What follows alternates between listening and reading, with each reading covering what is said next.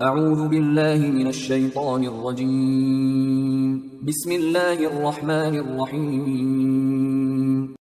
سورہ محمد آیات نمبر 20 تا 28 میں منافقین کو انتباہ کہ پہلے تو وہ جہاد کی فرضیت کے لیے اصرار کرتے تھے، لیکن جب جہاد کا حکم دیا گیا تو اس سے بھاگنا چاہتے ہیں۔ اللہ ان کے پوشیدہ مشوروں سے خوب واقف ہے۔ اعوذ باللہ من الشیطان الرجیم۔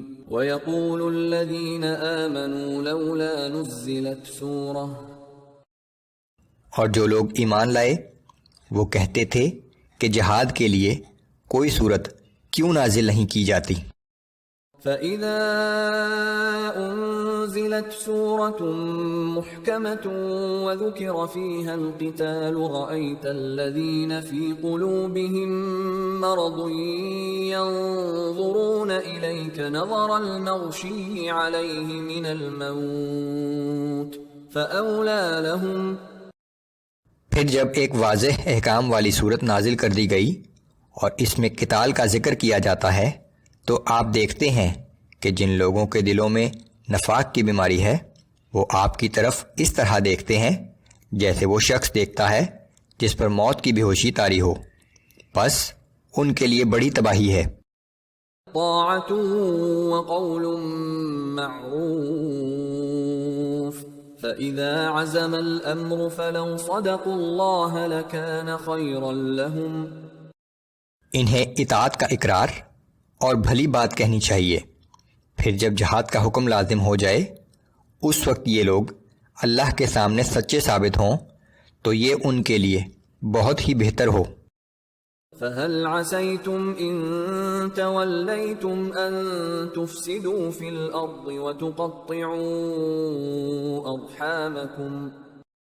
اگر تم جہاد کے حکم سے روگردانی کرو گے تو زمین میں فساد اور قطع رحمی کے علاوہ تم سے اور کیا توقع کی جا سکتی ہے۔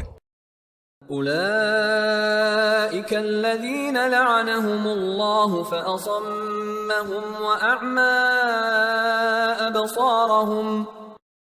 یہی وہ لوگ ہیں جن پر اللہ نے لعنت کی ہے اور ان کے کانوں کو بہرا کر دیا ہے اور ان کی آنکھوں کو اندھا کر دیا ہے۔ افلا يتدبرون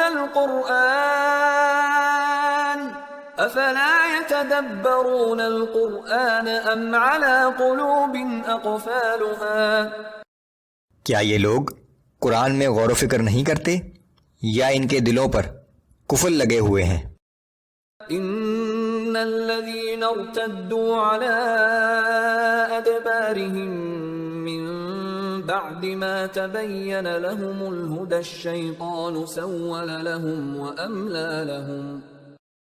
حقیقت یہ ہے کہ جو لوگ ہدایت واضح ہو جانے کے بعد اس سے پھر گئے انہیں شیطان نے ان کے برے کاموں کو اچھا کر دکھایا ہے اور دنیا کی زندگی کے متعلق جھوٹی امیدوں کا سلسلہ دراز کر رکھا ہے۔ ذلك بأنهم قالوا للذين كرهوا ما نزل الله سنطيعكم في بعض الأمر۔ اس کا سبب یہ ہے کہ انہوں نے اللہ کی نازل کردہ کتاب کو ناپسند کرنے والے بعض لوگوں سے کہا ہے کہ ہم بعض باتوں میں تمہاری اطاعت کریں گے۔